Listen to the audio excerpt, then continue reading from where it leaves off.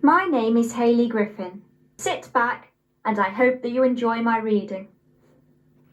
31st of August 1997. Diana, Princess of Wales.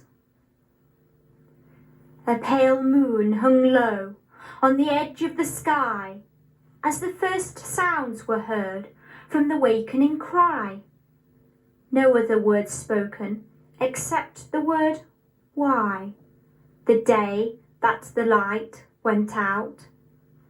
For a nation's foundation had started to rock as the world slowly woke to the ongoing shock, while the hands seemed to stand on the face of the clock. The day that the light went out. In silence they watched as the bulletins came from the face on the screen who repeated the name, and they knew in their heart life could not be the same. The day that the light went out.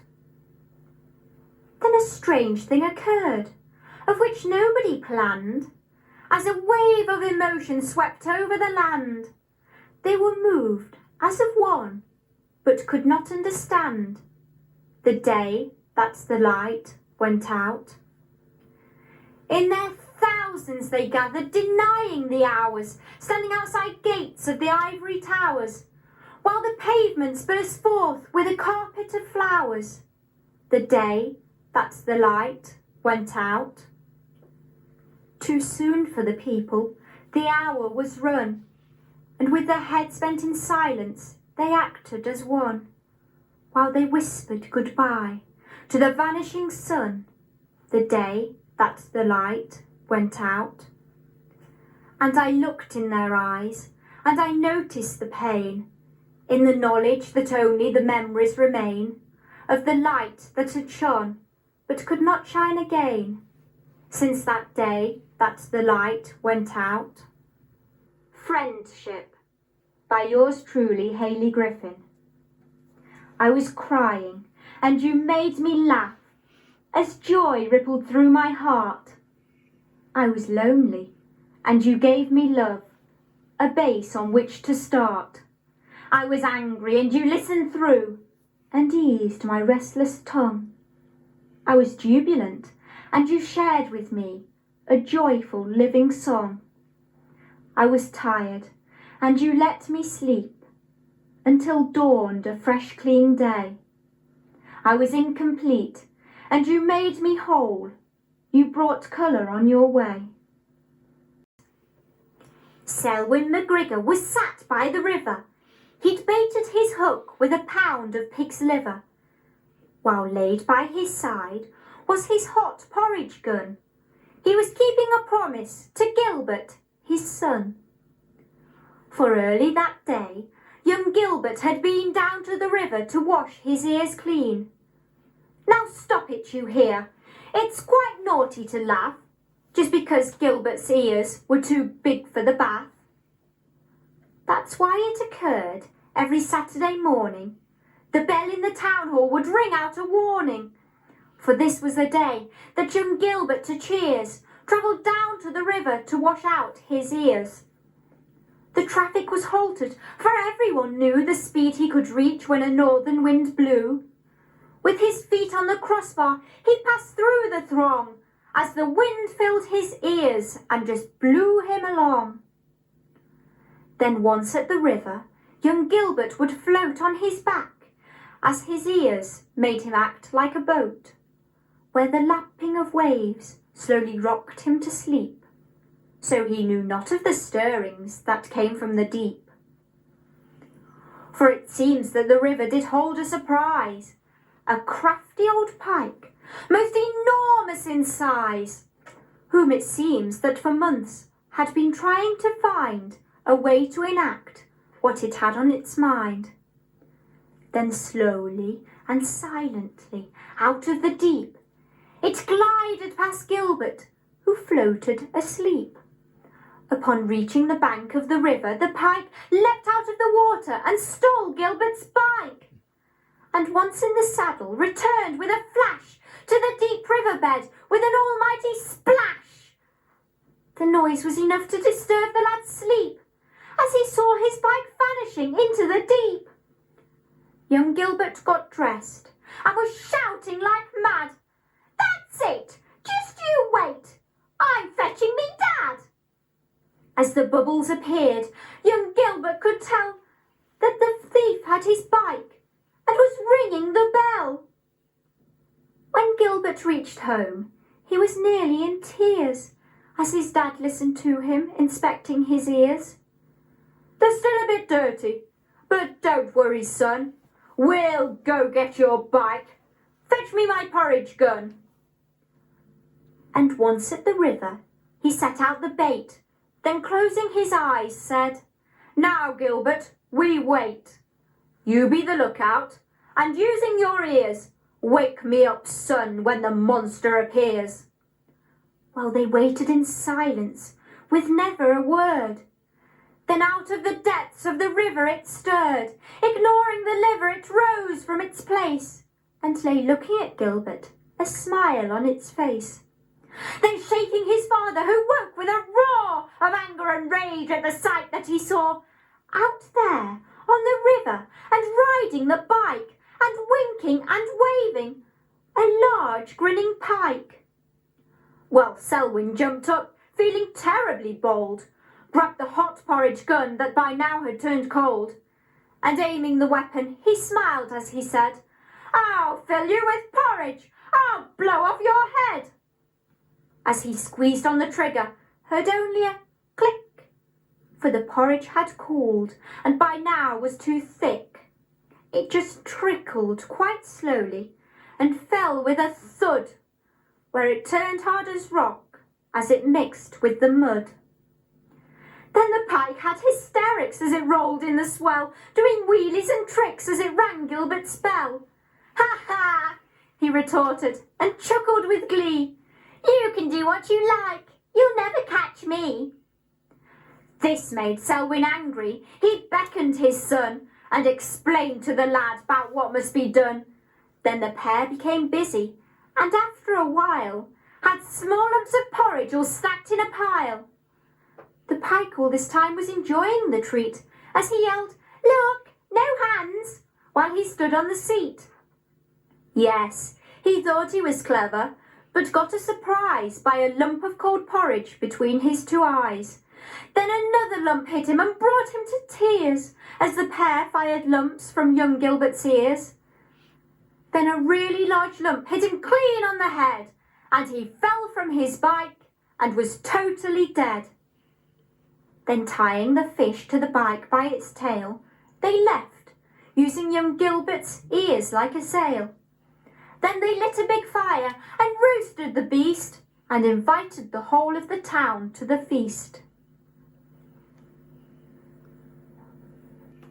When I was 15, I spent some time in a wheelchair and wrote this poem to illustrate what I felt. Seen but not heard. Why'd you look at me like that? Why'd you point and stare? Why'd you whisper behind my back and pretend that I'm not there? My feelings are as yours are, so why'd you treat me thus? Now that I'm stuck in this chair, why'd you make a fuss? If you're wondering what happened and why I'm sitting here, why don't you come and ask me? I'll try and make it clear. Why'd you treat me in this way and talk as though I can't hear? Ask my mother the questions that asking me you fear. I can do the same as you can. I can laugh and smile and talk. I am just as you are inside, but outside my legs cannot walk. This does not make me different, and you shouldn't treat me so. It's not my fault, and I don't like the fact that my legs won't go. Not Me by Richard Phipps. There's the strangest sort of creature, and it lives inside my home.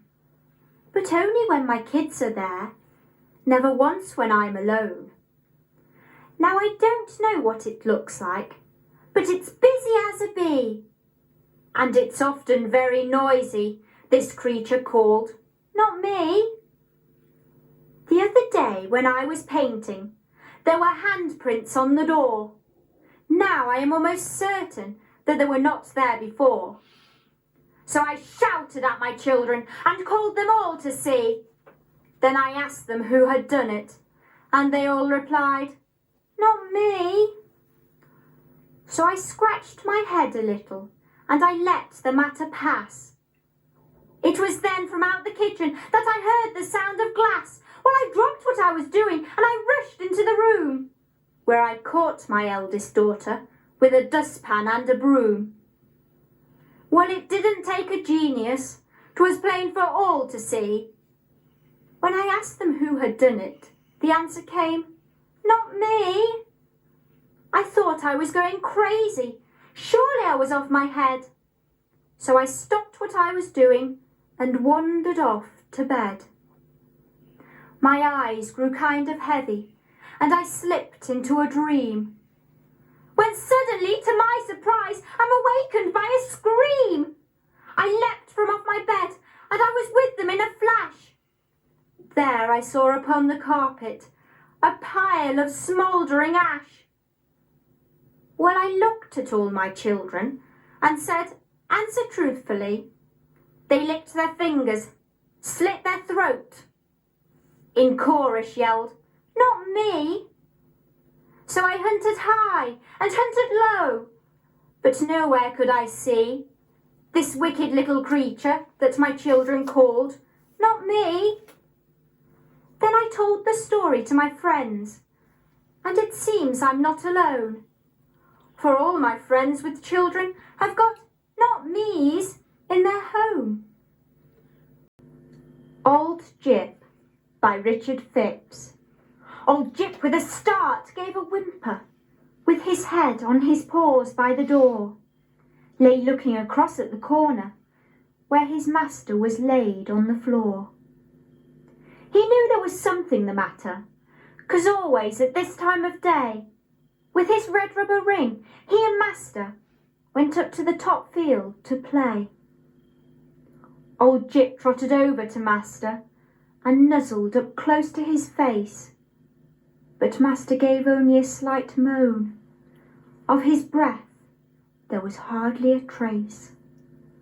He licked at his face, tried to tell him to hang on, he tried to get aid, with a parting look over his shoulder to the corner where poor master laid.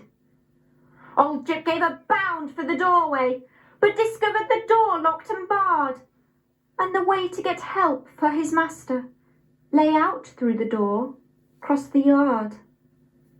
And then in a fit of sheer panic, with his claws started scratching the wood, for hours refused to be beaten, though his paws were raw, covered in blood. In a moment of real desperation, a crazy idea crossed his brain. He launched himself straight at the window, bounced off it, but tried it again. For an hour and a half he flew at it, but his efforts were no use at all. Though his heart was the size of a lion, the size of his body was small.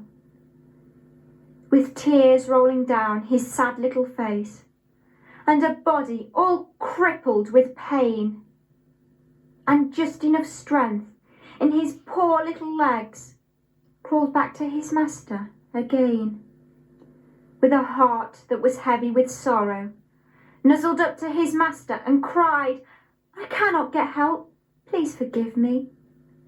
But God only knows he had tried. Now it happened about a week later. The postman came in at the door, saw master and Jip in the corner. They were both laying dead on the floor. They buried them both up in Topfield, where master and Jip used to play. But nobody knew of the pain Jip went through as he tried to help master that day.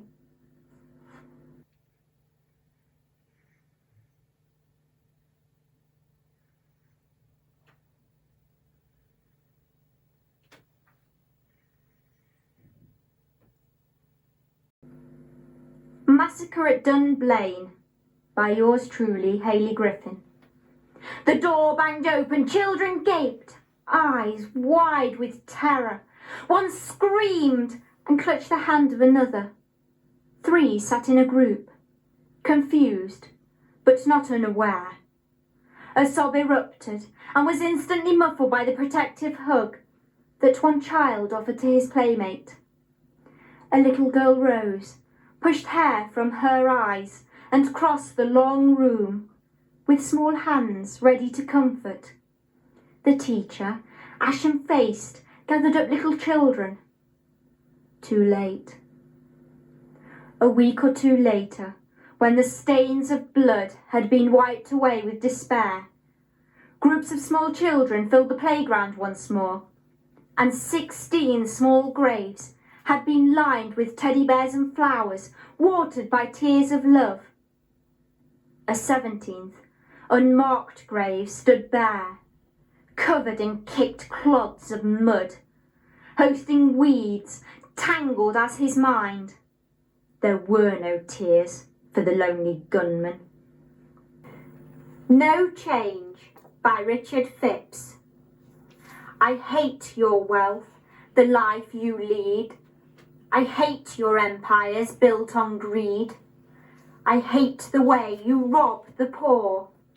I hate you now and evermore. For I am poor and proud to say I'll never be no other way. If I was rich, I'd still be me. There'd be no change in what you see. Check again, dear, are you sure? The last ball drawn was 44. Just one winner. Gosh, it's me! Now we can leave this poverty. It's to the manor we'll be born, with peacocks strutting on the lawn. Gone the struggle to survive. Now red Ferraris on the drive, and people paid to clean and serve. It's nothing less than we deserve. For I hate your slums, the life you lead. I hate your begging and your greed. I hate the way you plead your poor. I hate you now and evermore. Yeah, I realised it when you said that. Okay. Christmas 5.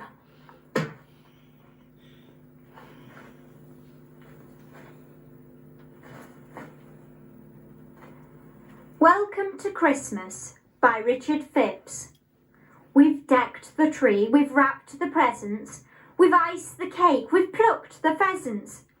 We've sent the letters off to Santa, we've got the tickets for the Panther. We've wrote the cards and sent the greetings, arranged the Christmas dinner seatings. We've hung the stockings, sang the carols, we've got the whiskey and beer barrels, arranged the parcels round the tree. Now we're ready as can be. It's midnight now, it's time for bed. We climb the stairs, lay down our head. We close our eyes, we've started dreaming. We're wide awake, the kids are screaming. It's 4:30, the doors are banging, the sirens screaming, cap guns banging. There's whistles tooting, bells are ringing, toy pianos loudly pinging. Another shout, another squeal. Your mind keeps asking, is it real? You don your slippers, then go creeping. Through door ajar, you're quietly peeping.